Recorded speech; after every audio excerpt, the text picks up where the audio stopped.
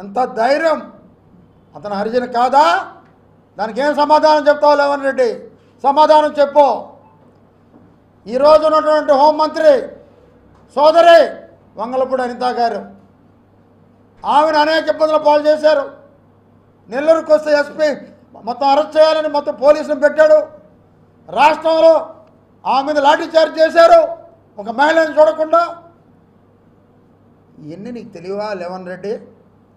జగన్ నాయనాజ నీ అమ్మ పడవా అన్నీ నువ్వు చేసేసి లాస్ట్కి వచ్చి చంద్రబాబుని విమర్శిస్తావా? మా తెలుగుదేశాన్ని విమర్శిస్తావా?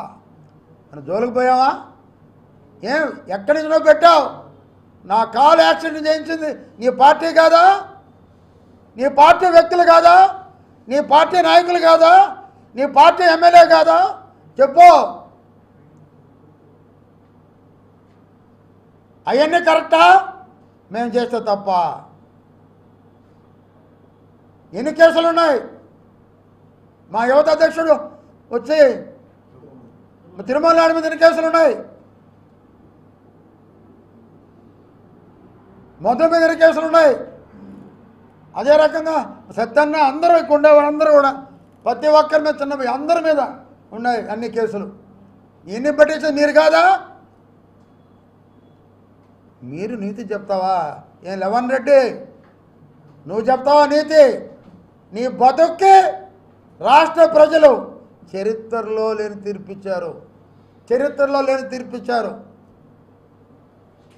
నీ పిచ్చి పరాకాష్ఠ చేరింది. మరి 25 లక్షలు ఖర్చు పెట్టుకొని రాబో రోజుల్లో సెంట్రల్ జైలుకి నేను వస్తే ఎలా ఉంటుందో ఇంతకుముందు చూసావు. 16 నెలలు చెప్పకూడదు తిన్నావు. ఈసారి 16 సంవత్సరాలు తింటావో 20 సంవత్సరాలు తింటావో తెలియదు. ఇంకొకసారి ఆ జైల్లో ఎట్ట చదువుకోవాలని చూడడానికి వచ్చావా? అమ్మ బొడవ, నువ్వు కూడా నీతి చెప్తుంటే మేము వినాలనా?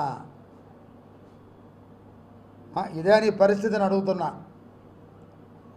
అంటే రెడ్ బుక్ ఉంది, జిల్లా లెవెల్లో రెడ్ బుక్ ఉంది, టౌన్ లెవెల్లో రెడ్ బుక్ ఉంది, విలేజ్ లెవెల్లో కూడా మొత్తం రెడ్ బుక్ ఉంది. ఎవరేం చేశారా మిమ్మల్ని? మీ జోలికి ఎవరు వచ్చారు? అసలు మేము అనుకుంటే నీ పార్టీ ఉంటుందా? నువ్వు నెల్లూరులో అడుగు పెడతావా? నిన్న మేము అనుకుంటే రేవంత్ రెడ్డి నేను నెల్లూరులో అడుగు పెడతావా? పెట్టనిస్తావా? తెలుగుదేశం పద్ధతి అది కాదు. మా చంద్రబాబు నాయుడు పద్ధతి అది కాదు. మాదొక మంచి సంస్కృతిని నేర్పినటువంటి పార్టీ మాది. ఎన్టీ రామారావు స్థాపించిన పార్టీ మాది. అంతేగాని మళ్ళీ నువ్వు వస్తాను, మీ సంగతి చూస్తాను. ఇప్పుడు దాకా చూసిన సాలదా? ఎన్ని ఇబ్బందులు పెట్టావు? ఒక్కదానికే ఎంత మురిసిపోతున్నావా? ఒక్కదానికే రాష్ట్రంలో ప్రతి కార్యకర్తను తెలుగుదేశం కార్యకర్తలు పరిచయం. నువ్వు ఒక్కదానికే ఒక క్రిమినల్ లోపలేసిన దానికే రెచ్చిపోయి మేము కూడా వస్తాం, మీ సంగతి చూస్తాం.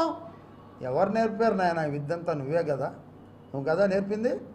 నీ బతుక్కి మళ్ళీ వస్తాను అనుకుంటున్నావా? ఎన్ని జన్మలు ఎత్తినా ఇంకా నీకు రాజకీయ భవిష్యత్తు లేదు. నువ్వు జైలే, చెప్పకూడే నీకు. అంతేగాని మరొక ఈరోజు ఈవీఎం పగలగొట్టారని చెప్పి నీ నోటితోనే చెప్పావు. మన నీ నాయకులు ఏం చెప్పారు? ఈవీఎంలో పాము ఉందంట. ఈవీఎంలో పాము ఉండేది ఏంది? కప్పు ఉండేది ఏంది? నీ అమ్మ బడవ దాని తేలు ఉండేది ఏంది? నాకు అర్థం కావట్లా. ఈవీఎంలో పాము ఉంటూ కొట్టాయంట ఆయన. ఈయనేం చెప్తున్నాడు? అక్కడ దౌర్జన్యం, అక్కడ వాళ్ళు రిగ్గింగ్ చేస్తుంటే పగలగొట్టారు.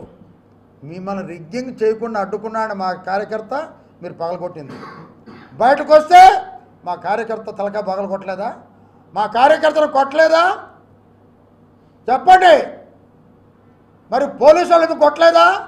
మొన్నటి దాకా మీరు కాపు కాశారు, మీరు ఏం చెప్తే విన్నారు. మరి వాళ్ళని కొట్టలే మీరు? నువ్వు కూడా మాట్లాడతావా? నువ్వు ఒక పెద్ద మనిషివా? నువ్వు మాట్లాడింది ఈవీఎం పగలగొట్టారని మాట్లాడావు. కేంద్ర ఎన్నికల కమిషన్ దాన్ని సుమ్మటగా స్వీకరించి క్యాసెట్ పంపిస్తాం. జగన్మోహన్ రెడ్డి మీద కూడా కేసు నమోదు చేయాలి. ఆయన కూడా ఒప్పుకున్నాడు కాబట్టి ఈ కేసులన్నిటి మీద. మరి లాస్ట్గా రేవంత్ రెడ్డి నిన్ను ఒకటి అడుగుతున్నా. గులకరాయ్ ఎవరో పిల్లోడు కొట్టాడని ఒక అమాయకుడిని ఒప్పించి మీ సీఏలు నీ పోలీసు దాకా నీ కాపలా ఉన్నటువంటి వ్యక్తులు ఒక అమాయకుడిని ఇదే జైల్లో 30 రోజులు పెట్టారు. గులకరాయ్ ఆడ గుచ్చుకుంది, దానికి 8 మంది డాక్టర్లు గీసుకుంది, దానికి 8 మంది డాక్టర్లు, దానికి ఒక ప్లాస్టరు.